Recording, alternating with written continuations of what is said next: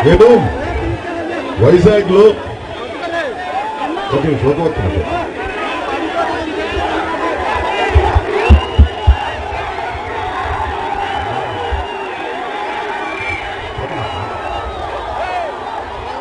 మొన్న మాయావతి గారు చెప్పారంటే అరుపులు కేకలు నినాదాలతో కాకుండా ఇప్పుడు తెలుస్తుంది జగన్మోహన్ రెడ్డి గారంట వైజాగ్ లో 9వ తారీఖు గాజువాక్ వస్తారు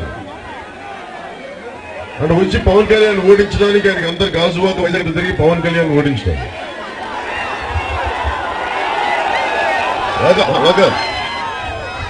నాకు మాట్లాడితే జగన్మోహన్ గారు అంటారు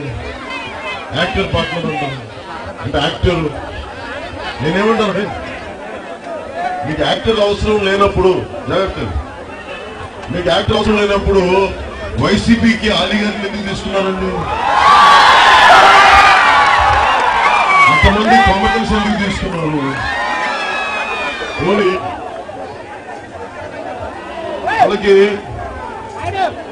అలాగే చెప్తారు ఎందుకు వైసీపీ నాయకులు జగన్మోహన్ రెడ్డి గారికి మనం అంటే ఎందుకు అసూయ పుట్టుకుంటే ఎంత అసూయ అంటే వాళ్ళకి జేడీ గారు నాయకులు జనసేన రాకూడదంటారు మేము అంటున్నామా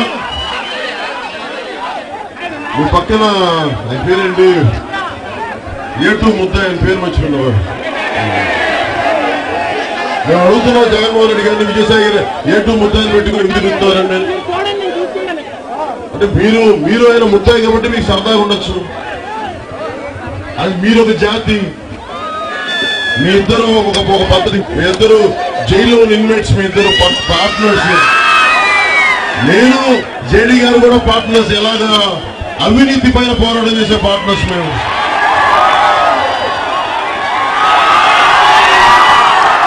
జేడీ గారు నేను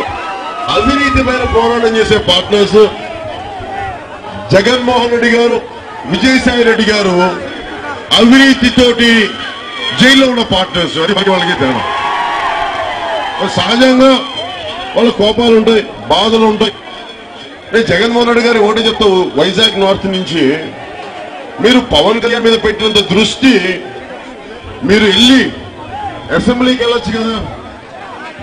మీరు ఏదైనా అడగండి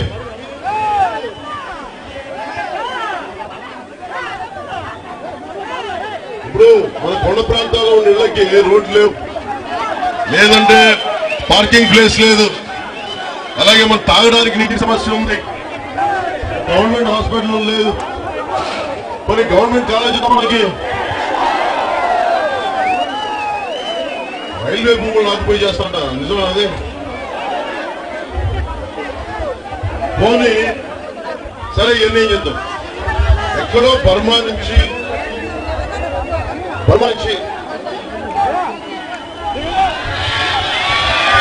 నాకు మిమ్మల్ని చూడగానే ఒళ్ళుపాయ తెలియదు ఎందుకని గబుక్కునే ముందుకెళ్తా ఉన్నాను మిమ్మల్ని మీ దగ్గరికి వచ్చానన్నా పోనీ వైసీపీ ఇవన్నీ అడగలేదు ఉన్న టీడీపీ నాయకులు బర్మా నుంచి కాంగ్రెస్లు వచ్చారు వాళ్ళ స్థలాలు తీసుకున్నప్పుడు టీడీపీ నాయకులు వాళ్ళని దోచేసుకుంటే కబ్జాలు పెడుతుంటే నిజానికి ఒక ప్రతిపక్ష నాయకుడిగా వెళ్ళి అడగచ్చు కదా అసెంబ్లీకి వెళ్ళొచ్చు కదా